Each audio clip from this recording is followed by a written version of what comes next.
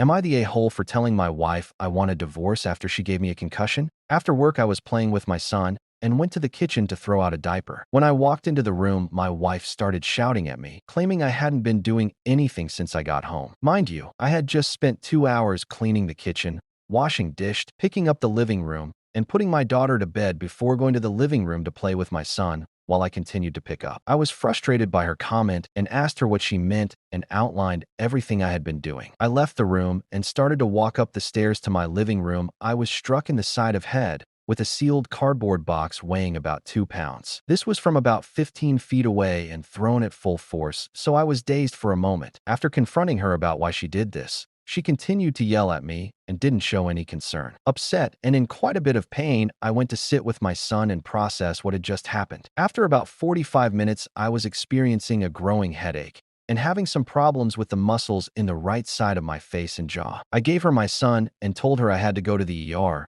because something wasn't right. I ended up spending the night in a hotel and the next day began contacting Resourced and scheduling follow medical and mental health appointments. The headache lasted 8 days and I experienced a wide range of symptoms related to head injury. I missed over a full week of work and it has been a pretty difficult experience navigating all my emotions while recovering and experiencing some bizarre cognitive issues. Needless to say, I've been keeping my distance from my wife while I've been recovering. Over the last few years, I've also been dealing with regular emotional abuse in the form of insults, constant belittling, and threats of divorce. This is probably the 6th incident of violent behavior from her in the last 7 years, and the only time she had used an object, and I have serious concern that she could have just as easily thrown something that could have broken my skull. I'm now seriously concerned about what will happen next time, and I'm not willing to wait and find out only to realize I should have left long ago. She has no diagnosed mental health disorders, but how out of control she is when she is angry is now very alarming,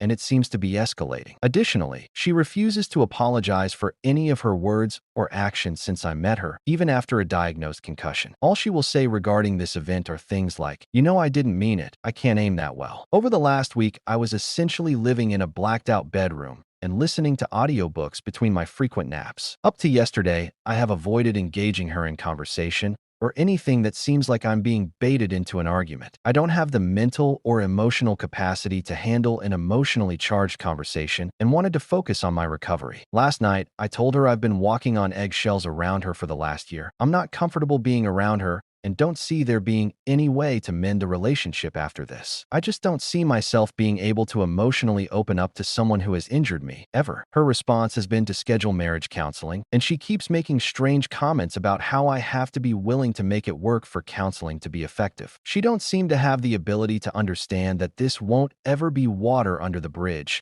and that she's destroyed what was left of our relationship, which isn't much as there has been no physical intimacy in 2 years, due to some medical complications from the pregnancy and birth of our son. She refuses any physical contact, and lately, I have been struggling with the idea of continuing to live this strange celibate lifestyle for the sake of maintaining a stable home for my children. I've been open about this with my close friends and mentors, and know I need to leave because domestic violence rarely stops, and I want better for myself and my children. I decided to pursue divorcing her, and I think a large part of telling so many people is to force my own hand due to the embarrassment and shame that staying with her would cause. I told the therapist this, and that I want his help navigating towards this goal, but I'm having a very hard time. I'm struggling with the idea of tearing my family apart and the effect it will have on my 4-year-old daughter. Today, she was being unusually sweet and wanted to sit with me. When I refused, she made me out to be the a-hole and accused me of not wanting to try. I feel like I'm being heavily manipulated and my desire to be the peacemaker and nurturer is being twisted against me. When I mentioned this, she got highly offended and accused me of wanting to destroy our family. This has been a wild experience and has been difficult to process. I have no experience with emotional or physical abuse in a relationship prior to this. Am I being the a-hole for refusing to entertain opening up to her or participate in couples therapy